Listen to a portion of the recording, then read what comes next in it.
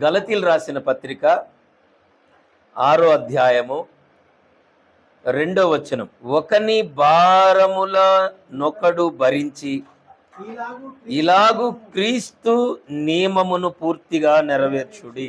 చాలండి. దేవుని స్తోత్రం. హల్లెలూయా.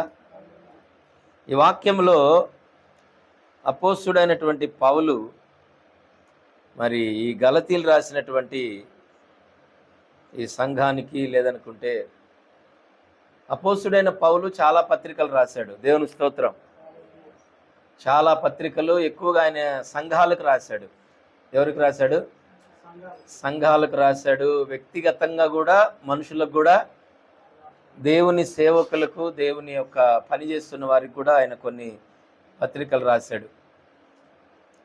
ఆయన ఆలోచన లేకుండా ఈ మాటలు రాయలేదనుకుంటా. దేవుని స్తోత్రం. మంచి ఆలోచనతో, మంచి జ్ఞానముతో మరి ఈ వాక్యాన్ని ఆయన రాస్తా ఉన్నాడు. ఇక్కడ ఏమంటుందంటే, ఒకని భారములను ఒకడు భరించి ఇలాగు క్రీస్తు నియమమును పూర్తిగా నెరవేర్చండి. క్రీస్తు నియమము అంటే ఈ లోకంలో దేవుడు ఎవరినైతే పిలిచాడో, దేవుడు ఎవరినైతే ఏర్పరచుకున్నాడో వారికి కొన్ని నియమ నిబంధనలు అనేవి ఉన్నాయి. దేవుని స్తోత్రం. కొన్ని నియమాలు, కొన్ని నిబంధనలు, కొన్ని పనులు ఉన్నాయి. దేవుని స్తోత్రం. అవన్నీ నెరవేర్చాలి.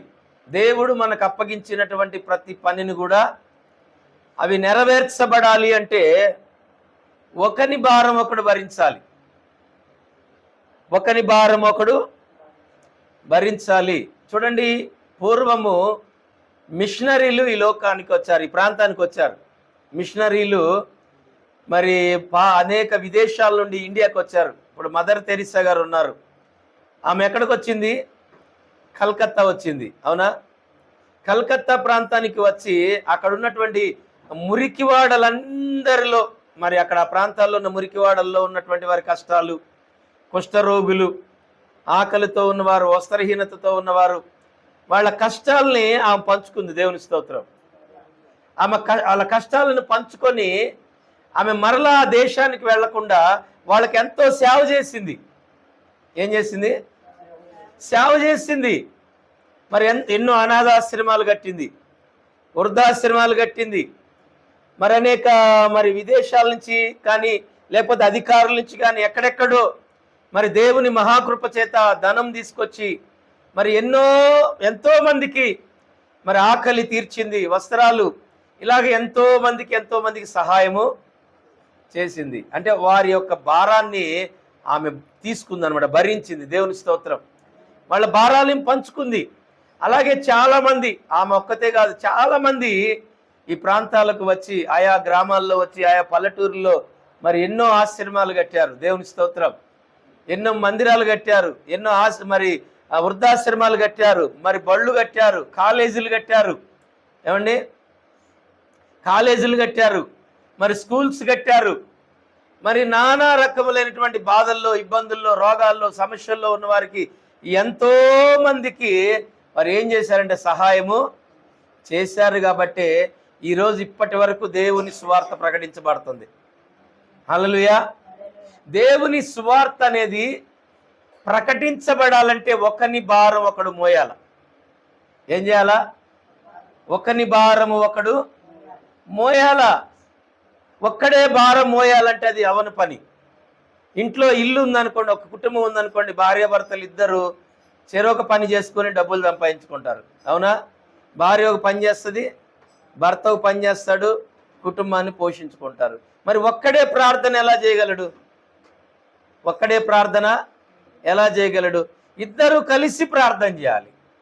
భార్యాభర్తలు ఇద్దరు కలిసి ప్రార్థన చేస్తే, ఏక మనస్సుతో ఏకీభవించి ప్రార్థన చేస్తే కొంచెం ఇంట్లో ప్రశాంతత ఉంటుంది, ఇంట్లో నెమ్మది ఉంటుంది, రోగాలను జయించగలం, సమస్యలను జయించగలం, ఆర్థికంగా కూడా మనము మెరుగుపరచబడగలం, మనం అనుకున్న స్థలానికి, అనుకున్న ప్రాంతానికి మనం వెళ్ళగలం, దేవుని కార్యాలు కూడా మనము చూడగలం.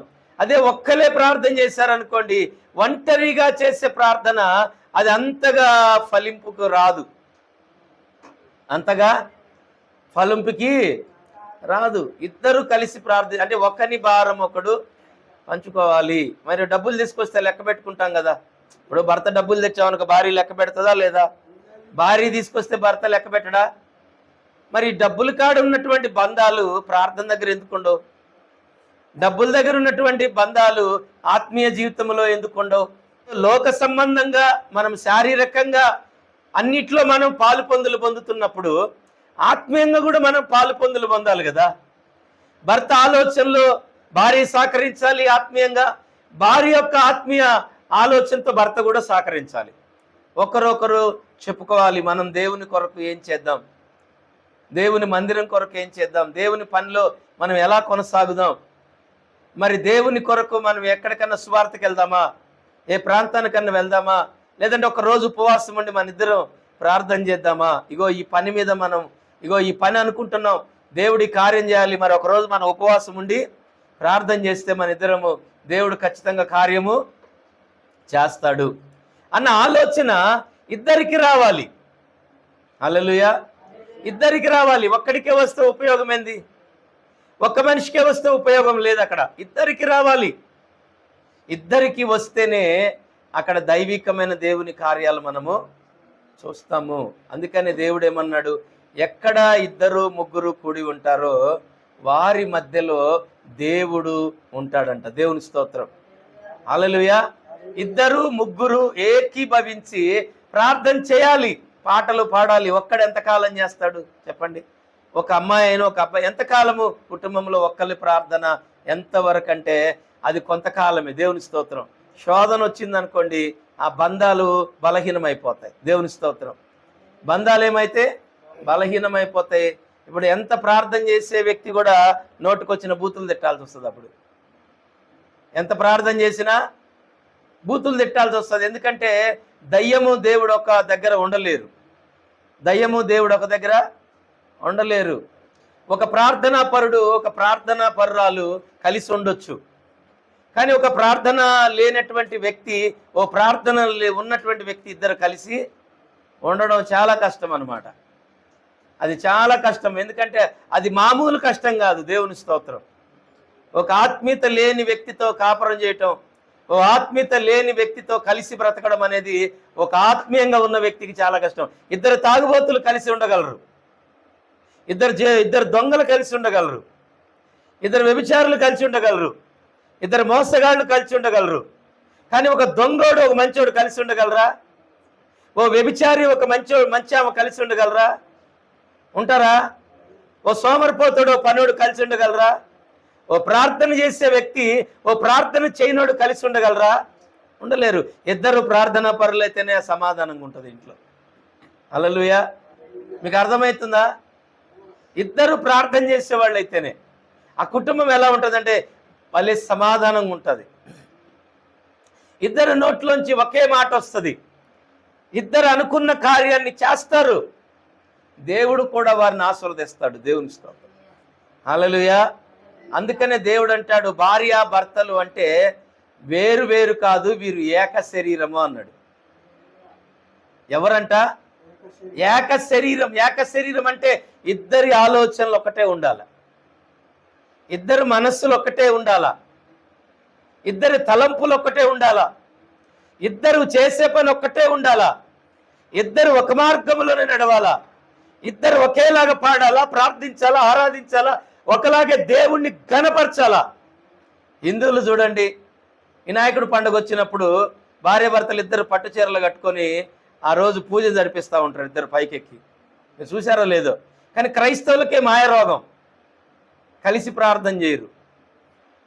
భర్త ఏమో ఉత్తరాన్ని దిక్కు చేస్తే భార్య ఏమో తూర్పు దిక్కు తీస్తూ ఉంటుంది. నిజమండి. అది మా ఇంట్లో మీ ఇంట్లో నేను చెప్పట్లా, ప్రతి ఇంట్లో ఈ దరిద్రమే ఉంది. దేవుని స్తోత్రం.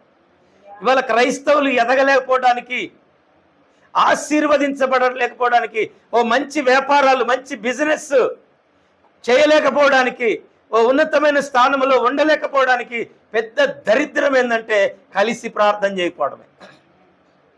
హల్లెలూయా చెప్తారా? హల్లెలూయా.